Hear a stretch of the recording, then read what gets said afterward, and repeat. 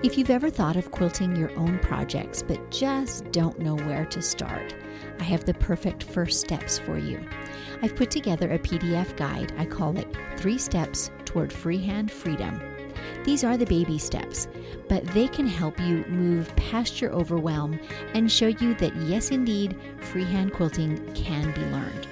So if you'd like to snag this PDF, there's a link in the show notes, or if you're an Instagram user, just message me 3 steps. That's the number 3 STEPS, and I'll send you that link.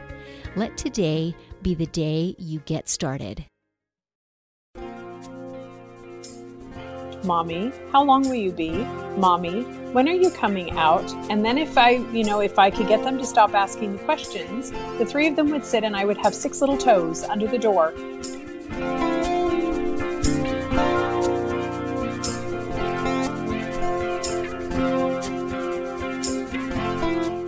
Today, my sister-in-law, Meri Witmer, is joining me virtually in my studio. Now, Meri and I have been sisters-in-law for over 30 years, so we have lots and lots of shared history and stories for you today. Over those years, I've seen Meri try her hand at a whole bunch of different crafty endeavors, from knitting and crocheting to making toothbrush rugs. And yes, really, that is a thing, and no, you don't actually use your toothbrush, don't worry. And more recently, she is into beekeeping and soap making. So we've got lots of goodies to share with you today. Stay tuned. Today's Pins and Needles is brought to you by The Will and Dave Show. Hi, I'm the Will half of The Will and Dave Show, a short little podcast that myself and the eponymous Dave like to record talking about the things that really matter to us, whether that's social, political, or pop culture. Usually we don't see eye to eye, but more often than not, we can find some common ground in there somewhere. And now, back to Pins and Needles, with a quick tip for all you sharp quilters out there. One of the most common challenges that we quilters face, whether we're working on a long arm machine or on a domestic machine, is bulky seam allowances. So wherever a number of seams come together at a point or cross over each other, you can get a lot of layers of fabric forming a very bulky area. And what happens is if you avoid quilting on that area and you quilt, say, a 1/2 inch away, where you've quilted, the quilt will be super flat and thin, and conversely, it will cause that bulky seam allowance area that's nearby but not quilted over to really puff up. And in the finished quilt, that's what's going to draw your eye. It's going to be really noticeable and eye-catching. So much better then to do your quilting right over that bulky area, or at least very close to it, like 1/8 of an inch away. It will help that bulky area to compress and lay flatter, resulting in a much more flat appearance in your finished quilt.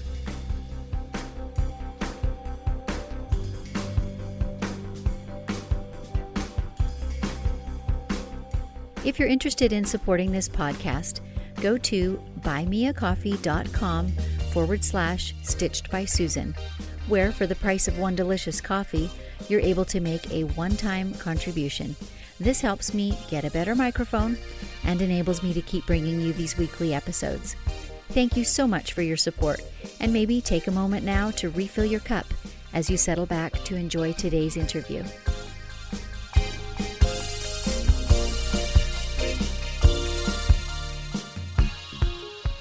Welcome, Meri, into my virtual studio. So happy to have you here. Thank you so much for inviting me. This is going to be great. It is. And we have a lot of years of crafting history behind us, so we'll have some good stories today. I know we will. But actually, I'd like to start not so much with the crafting end of things as some of our personal history, I guess. When I first came into your family, your children were small, and you were kind of neck deep in homeschooling them. And that was so fascinating to me and was very influential, actually, in our decision a few years later to homeschool our own kids for about 15 years.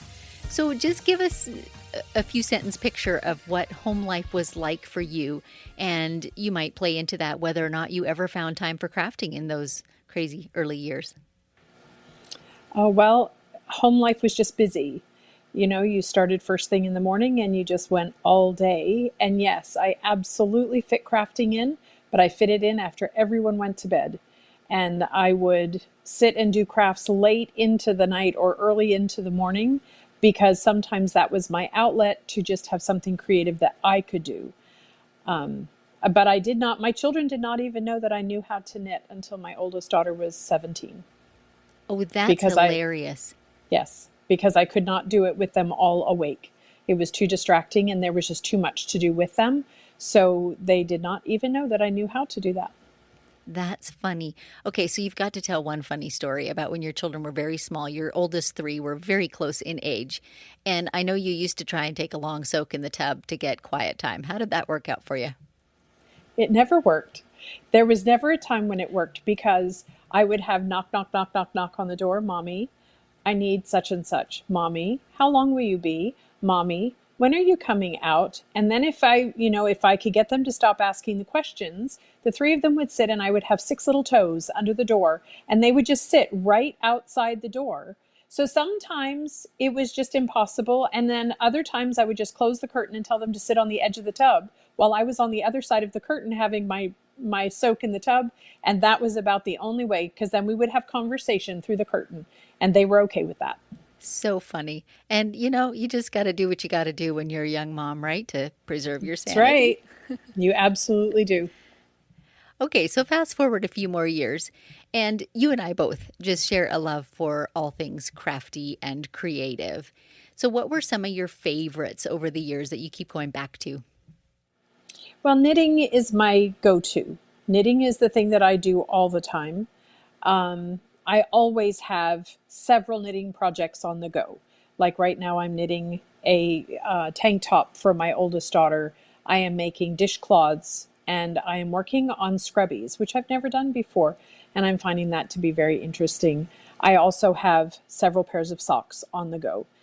And I change from project to project because I am a crafty person. I have decided that we cannot say that we do not focus. We just need change of focus. So I get bored very easily. And so I find that I have to go on to a different craft. If I get bored with one, I just switch to the other. And that's why I keep several going, because then it keeps me interested and I always get them done. It just takes me a little bit of time to get them done. But I would say that knitting is my go-to. My latest form of crafting, though, has been soap and lotions and that sort of thing. And I can speak from experience. Your lotions in particular are a wonderful thing. I love them. Yeah, they're fun to do. You should all have a sister-in-law that makes handmade lotions that they just smell so delicious. You could almost eat them. So what does that process look like? I know absolutely nothing about soap making. So if you don't mind, give me a little rundown on the mysteries involved in making your own soap. I would say that the biggest mystery and the thing that scares most people is working with lye. People are very concerned because it's a caustic chemical, and it was the thing that scared me off of soap making for quite a while because I was afraid of lye and because of the myth that homemade soap is very harsh on your skin. And that is because the old recipes did not have the proper lye calculators to calculate the amount they were using, so it was harsh on the skin.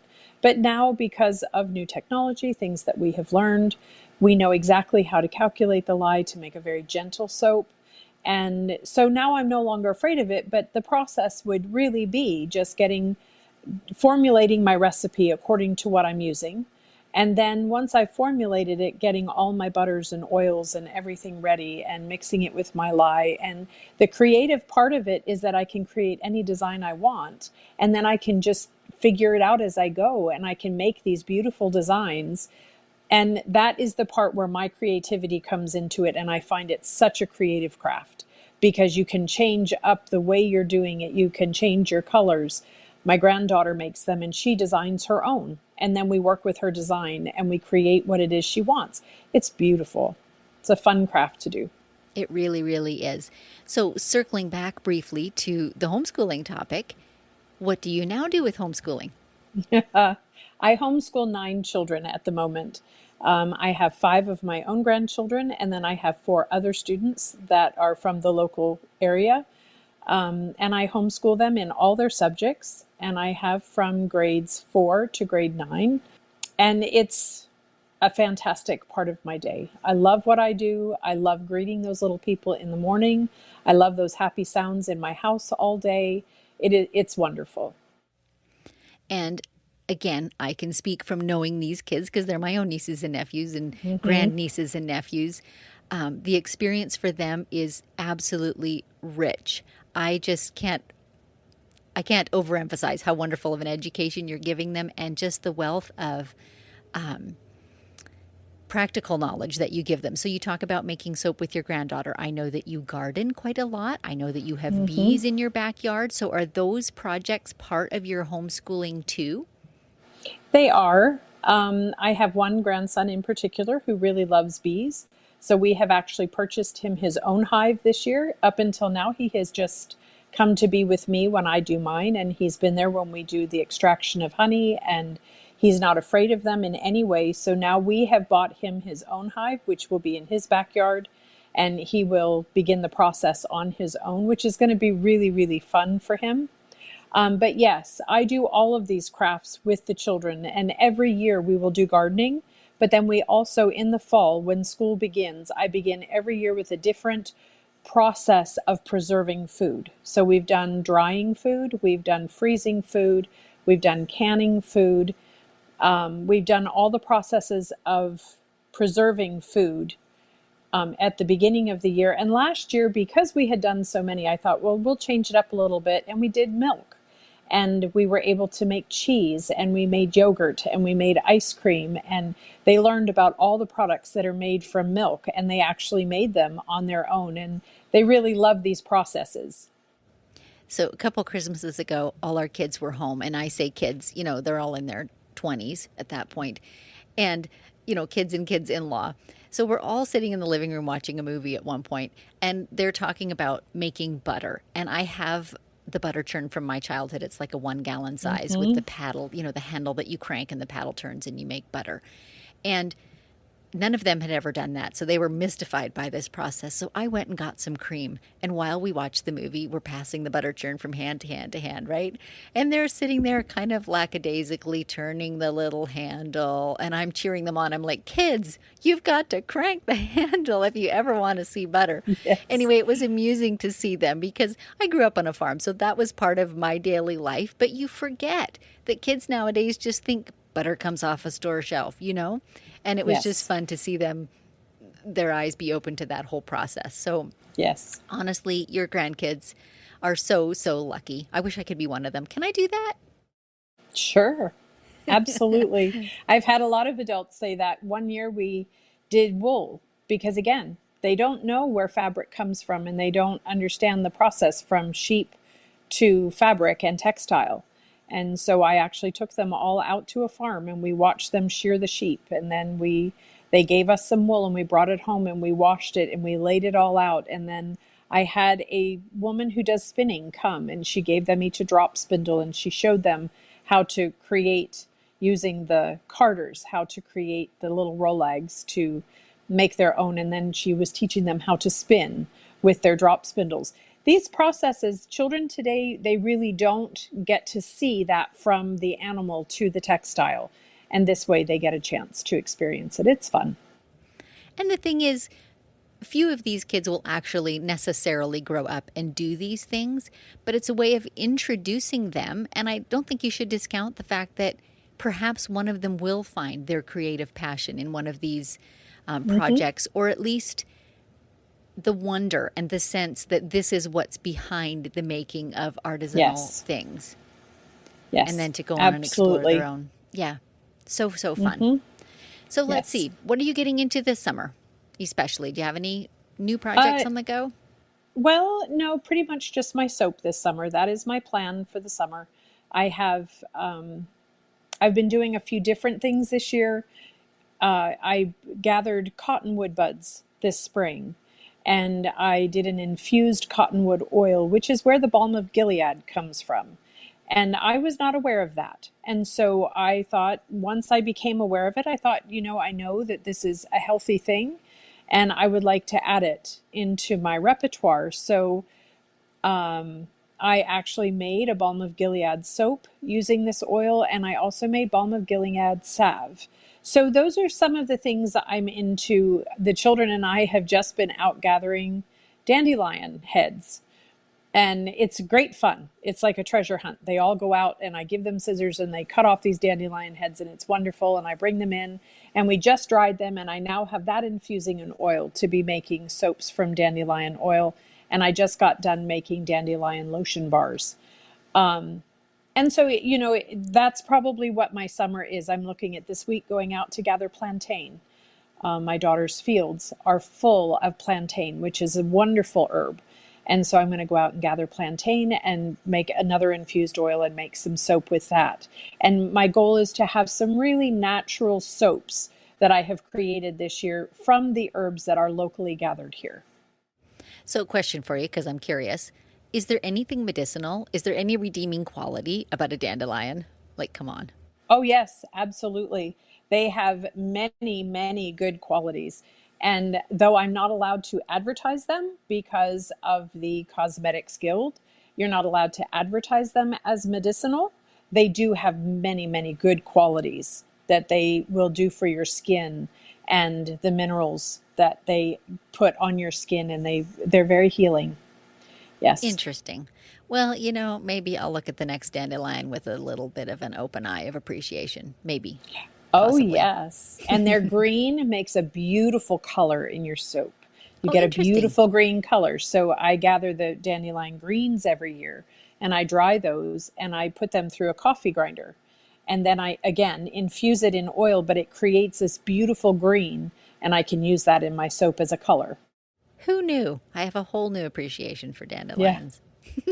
It's great. So, Meri, do you offer your soaps and lotions and things for sale yet? I know that you have a little sticker that you put on them, but do you have an Etsy shop or anything like that? I do not yet. I am working with someone right now to create a website, and we are getting started on that, and I'm hoping to have it up and running by the fall. But it's taking me some time. The only place that I really go for sales right now are like garden markets and that sort of thing. I'm going to do some pop-up markets here locally this summer, and we have a coffee shop that we own across the road, and I'm going to do a few pop-up markets there. But actually online, I do not yet, but hopefully by fall. So I don't think I said earlier on in the show that actually Meri is in Canada, listeners, and I'm in the U.S. So this is the only way we get to craft together is, virtually. So we miss it because over the years we've done a lot of projects one way and another. Well, and we do them together because I made 5 quilt tops that I then sent to Susan and she quilted them all for me. And they are the most beautiful quilts. And I just cannot say how exquisite the quilting was that was done. And they were each unique because they were for my children. And Susan was amazing. Your intuition in how to quilt them and the designs you put on them were amazing. Okay, so that's a good story. We have to talk about those quilts just a little bit. Your family lived in Australia for a period of time. Do you want to talk about that and how that came around years later to making these quilts? Well, we went to Australia when my children were quite young, and we had wanted to spend a year there. We had friends that lived there, and we had decided we would go, and we felt it would be a good experience for our children to be in a different country, but where it was not a huge cultural shock because they still spoke English, and, it would just be a really good experience for them. So we lived there for 5 months, actually, and then we were not able to stay the full year due to family medical reasons. We needed to come home. But while we were there in Australia, they still sold their flour in flour sacks. And so we would go to mills and they would just throw their flour bags away. And I was able to accumulate a whole bunch of these beautiful cotton flour sacks with Australian sayings on them, and they would have pictures on them, and they were beautiful. And I brought them home, and I put them in a container, washed them, ironed them, put them away, and I had them for 24 years. They sat in containers. I am not necessarily proud to say that, but they were there for 24 years. And it's not that I did not think about them. Occasionally I would think, oh, I'll make shorts and tank tops for my little girls out of these. Well, I never did. And 24 years later, I found these bags when we were moving. And I thought, you know what? I need to do something with them But again, I put them aside. And we made another trip to visit our friends in Australia. And while I was there, I went and I bought tea towels. And anywhere we would go where I could find cotton tea towels with beautiful print on them of some kind, whether it was a map of Australia or an animal of Australia, I thought, I'm going to take these home and I'll use these with the flour sacks and I can make quilt tops. So I came home and that was my plan. And I have a friend who lives right next door to me. And she's a wonderful quilter. Her name is Pauline Lindley, and she makes beautiful quilts. And I went to her and I said, could you help me to make these quilt tops? This is what I want to do. And she said, Murray, I have some authentic Australian fabric that I have never used. She said, I've had it for 9 years. She said, let's use this with your flour sacks and these tea towels and make some authentically Australian quilt tops.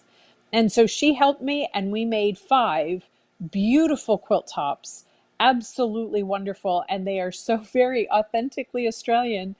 And so I took those quilt tops, sent them to you, and you put the backings on and quilted them and did all the rest of that. And oh my goodness, they turned out amazing. It was worth 24 years, I think. I agree with you. They are so utterly unique because of the fabrics that went into them and just because of the story. And I know your kids appreciate them greatly because for each of them, it holds all these memories of their childhood. Yes. So how fun and how special. Yes. That's what every quilt should be, a memory wrapped up in fabric. I agree. Well, this has been great fun, Murray, chatting. Oh my goodness, we could go on forever, but we'll spare our poor listeners that. But thanks so much for joining me today, and we'll have to do it again sometime. Absolutely, I'd love to. And thank you for tuning into the show. For information on classes I offer or quilting services, please see my website, StitchedBySusan.com. If you're a long-arm quilter and looking for freehand tips, take advantage of the live and unscripted episodes on my Facebook page, Stitched by Susan. Replays are also available on my YouTube channel, also Stitched by Susan. And if pictures are your preference, check out my Pinterest galleries of edge-to-edge and custom quilting projects. So until next time, may your sorrows be patched and your joys be quilted.